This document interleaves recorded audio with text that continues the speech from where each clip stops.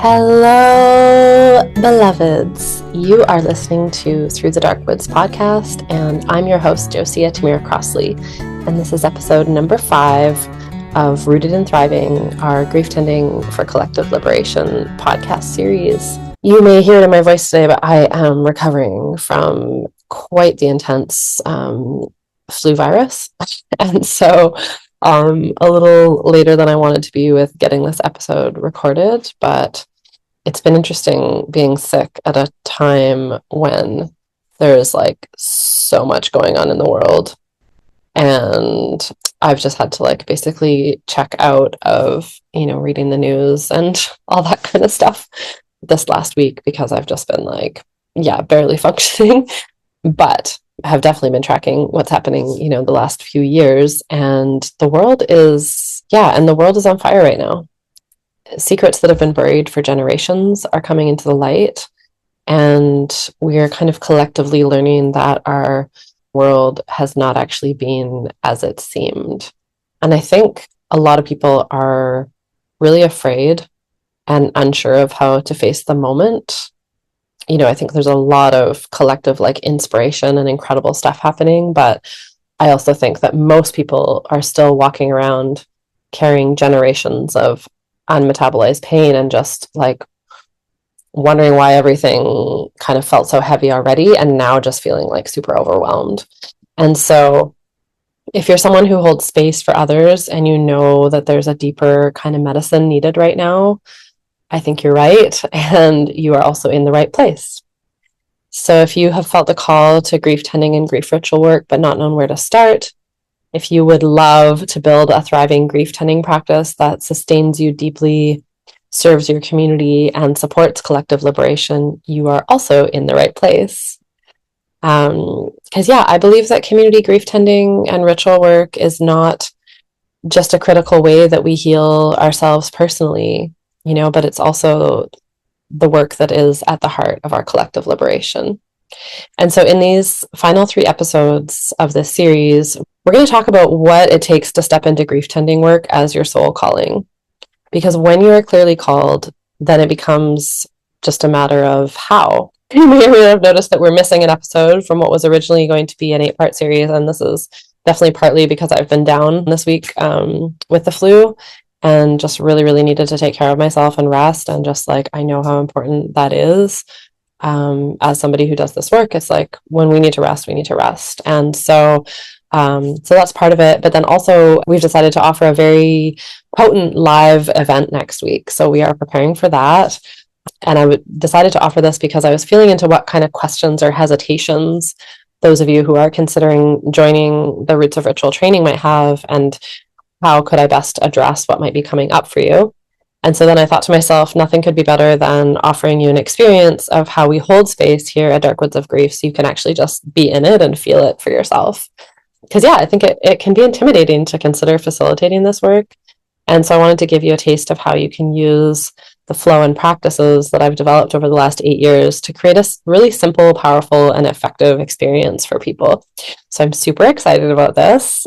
And I've also just been feeling into this collective moment that we're in, and how much tremendous rage and sorrow is rising as so many of these horrific truths are coming into the light.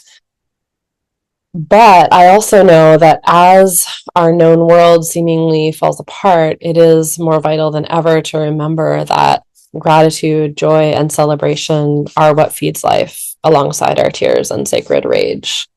We can't allow the forces of cruelty and division and oppression to govern our emotional state and to govern our focus.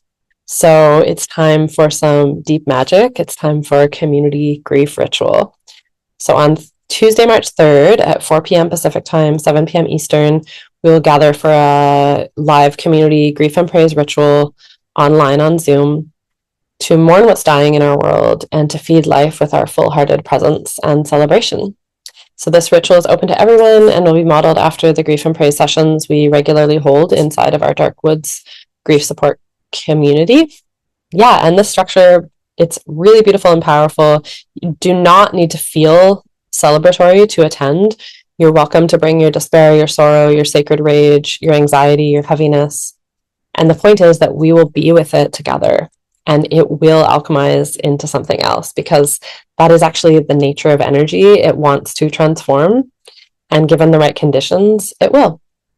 And so there'll be opportunities to share, express, and be witnessed, and everyone is invited to share and participate to the degree that is right for them.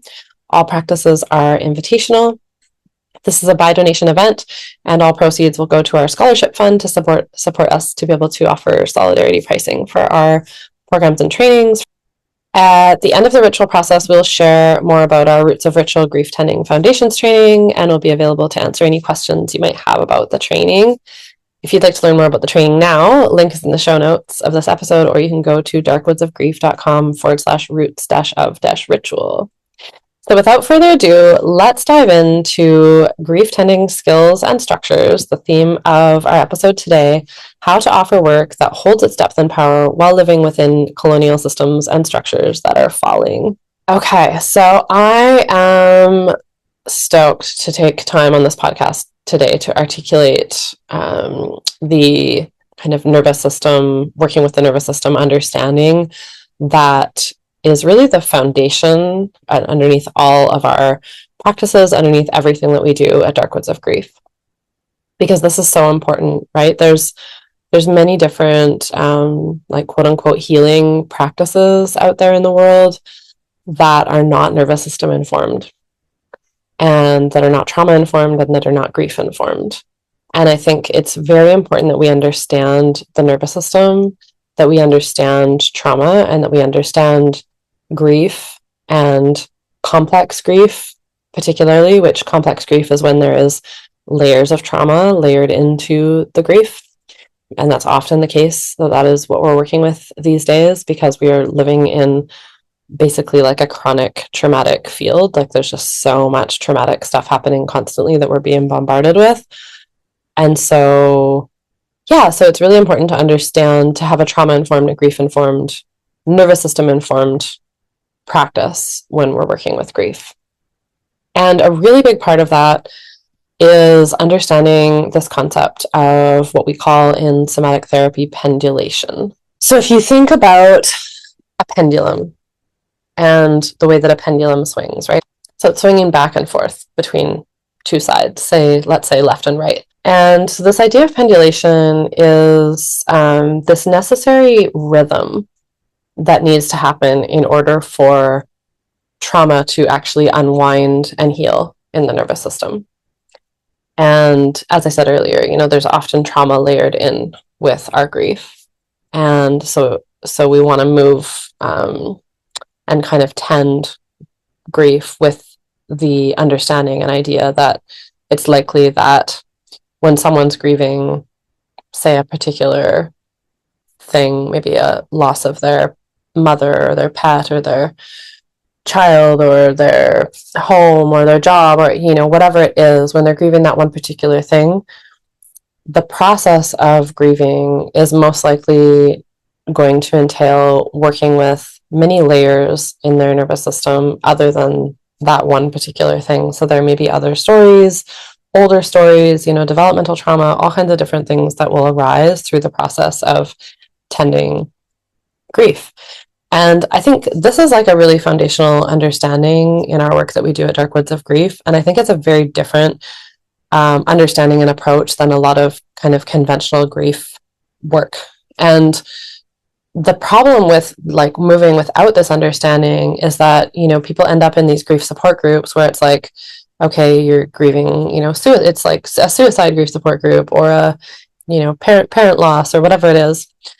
And what happens is that kind of there's this identity around that specific loss, and there's not a lot of space to work with other types of loss, right? And other types of trauma, and what might be arising as someone is going into their process. And so it's this like very limiting structure where you're kind of supposed to like come and tell your story about that particular thing, but there's no room for deepening or movement or like really like connection with soul and working with all the different layers that might be arising through this. And I actually see grief as it's a doorway, right? It's a doorway, it's a portal, it's like an initiation into working on these deeper levels and with these places that we may not have touched before, simply because, we never had to, right? But when we have a major loss, then it's like suddenly we kind of have to start doing the work because we're brought to our knees, basically,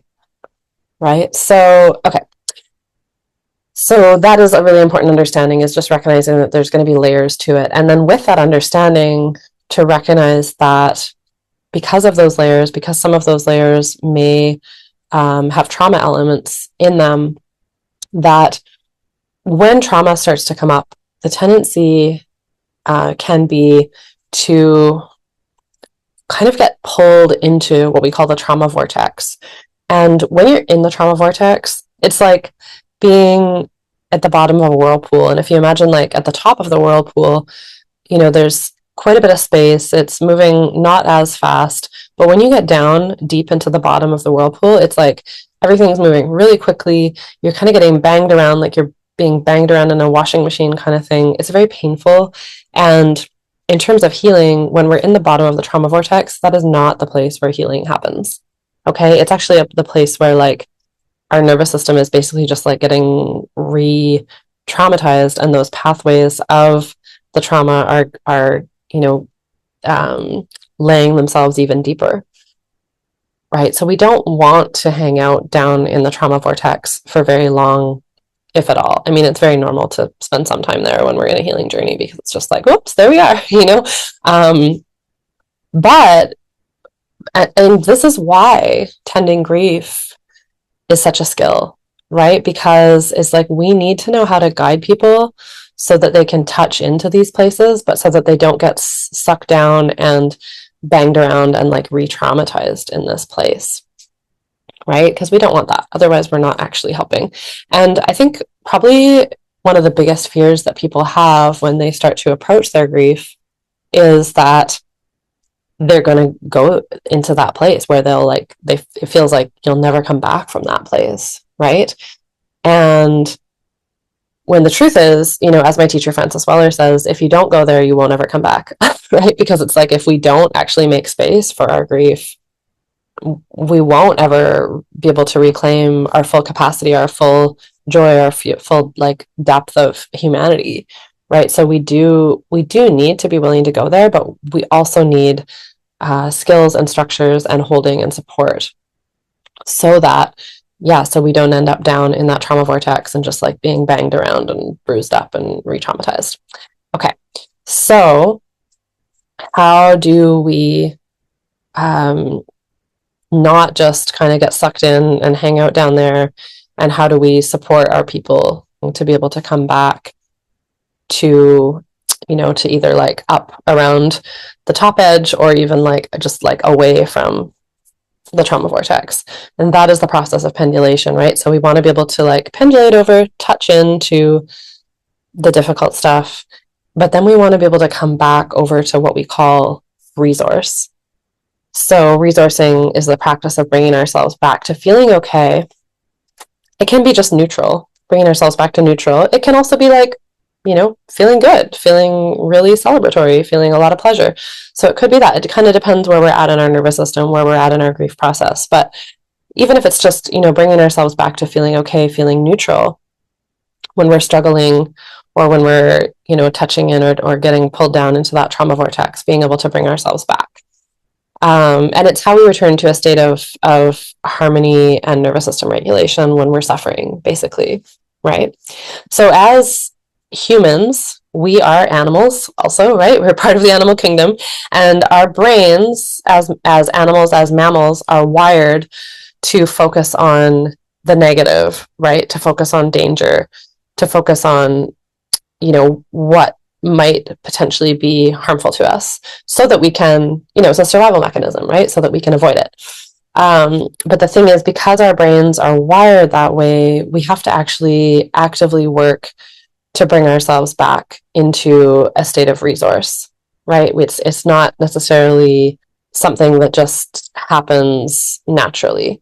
And many different traditional cultures understood this and had practices, actually, communal practices around this in order to support resourcing.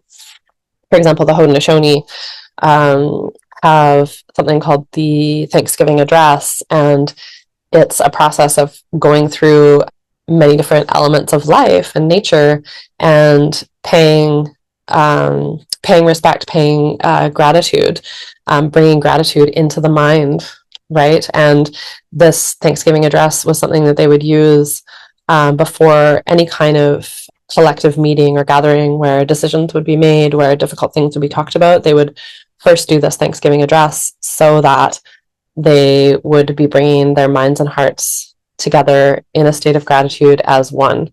And this is so powerful, and it's so, so important when we're working with grief. And so this is why, you might wonder why we work with gratitude practice. And that is why, right? We work with gratitude, we work with movement to lift the energy, to uplift, to move energy, and to uplift the vibration, right? Dance. And then lots of different somatic resourcing practices, because there's many different ways we can resource ourselves somatically. Like, for example, even if you're doing a process where you're like feeling into your body, it's like what we tend to notice in our bodies the most is where we're uncomfortable or where there's pain in the body.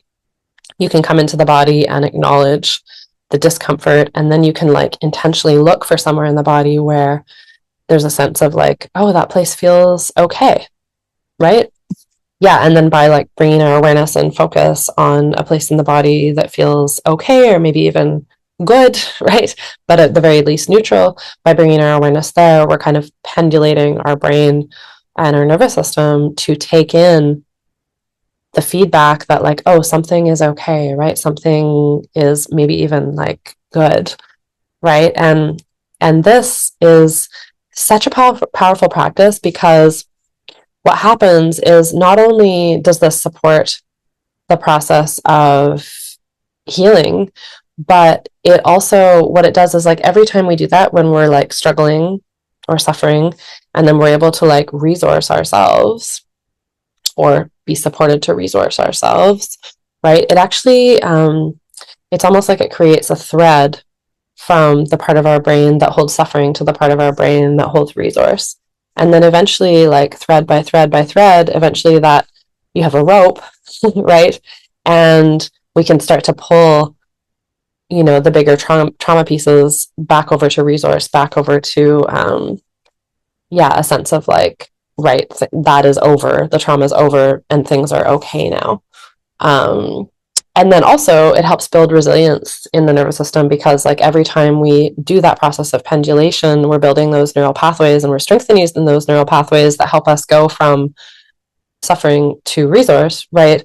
And so literally then when something happens, which, stuff is always happening, life is lifing, and there is always going to be things to grieve, and there's always going to be trauma happening in our world, right? Whether it's to us personally or something we're exposed to, there's always going to be these things happening. And so to develop the capacity and the resilience in our brain to go from pain and struggle to being okay is really, really important, right? Because then we can spend less time in that trauma vortex place, and it's a lot easier on our whole nervous system, on our body, on our organs, on our cells, when our body is in a more harmonious state. That's when we can access our highest health. So this is really, really important work. And one of the last thing I want to share with you about this is one of the definitions in the somatic therapy world of healing trauma is a restoration of rhythm, right? A restoration of rhythm. So we say like, okay, this is a marker when there's a restoration of rhythm in the system. And this rhythm of pendulation, it's actually our innate blueprint that we can, have a difficult experience and then bring ourselves back to being like, okay, and into a state of harmony in our nervous system. That is our blueprint. It's our birthright.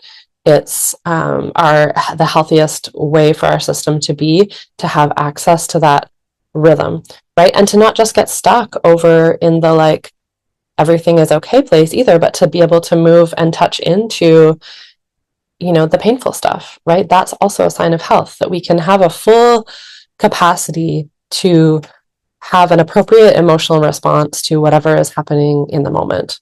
Yeah, and that we can still be okay. Okay, actually, the last thing I want to say is just that, yeah, this skill of pendulation is so, so, so, so critical right now, I think even more than ever, because we are being faced with so much collective trauma right now. And in order to be able to like take in what's happening and like be a participatory human in the collective process that we're in, which I believe requires like at least some awareness of, you know, all these different pretty horrifying traumatic things that are being brought into our awareness right now, that are being brought into the light right now. In order for us to be able to like have that awareness and maintain that awareness and be able to like stay with the process, we have to be able to resource ourselves. We have to be able to to pendulate. Like we have to be able to like take in this information, and then we have to be able to resource ourselves so that we can be okay, right? Because otherwise, getting just like constantly exposed to so much really traumatic information can actually just like take over our nervous system in a way that is like, one, not healthy for our own bodies, minds, hearts, and two, it's like if we're not able to resource ourselves through that, and we're just like, you know, weighed down by like all this information that we can't actually digest, and we're basically starting to experience vicarious trauma, then we are not actually able to be helpful, to be truly helpful and like a functional human in the world as it is, right? And I think that's a lot of the reason why so many people like turn away and shut down to this stuff, because it's like, well, and you do have to, you can't stay constantly focused on it, right? You have to like take it in and then pendulate your awareness to like the beauty that's around you, and like the, you know, the goodness that's around you, and like the amazing positive things that are happening. We literally have to be able to do that, because otherwise we are just like not gonna make it. You know what I mean? Like for real, it's like we have to be able to do that, this process of, you know, building that resilience in our nervous system. So yeah, and I think, you know, if you're deep in personal grief, then it's also not the time to try to digest a bunch more of what's going on in the world, right? It's time to just like take care of yourself, build the resource in yourself, you know, learn how to kind of start to do this work of pendulation. And that will innately build your capacity to then be able to hold space for the grief of the world, the grief of others around you. But it's all in good time, right? You can't force it, and it's a process.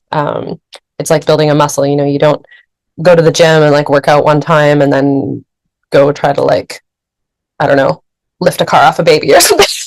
Why that example is kind of important, but you know what I mean? It's like you have to build the muscle over time. And it is a skill, it is a practice. And so yeah, I hope that's helpful. I'd love to hear from you guys how this lands with you. And yeah, I think we will leave it there for today. Stay tuned for our next episode, which I'm aiming to release on Wednesday. Business models for liberation, the realities of making a living in this sacred work. Is it possible to do what you love and thrive? The answer is yes, and we're going to talk about how on Wednesday. So I look forward to that, and then definitely look forward to seeing you live on Tuesday, March 3rd. The link is in the show notes. We meet at 4 p.m. Pacific, 7 p.m. Eastern time for a community grief and praise ritual to mourn what's dying in our world and to feed life with our full-hearted presence and celebration. And yeah, this ritual is open to everyone. Will be modeled after our community grief and praise sessions that we hold regularly inside of our Darkwoods Grief Support Group community. And you don't need to feel celebratory to attend.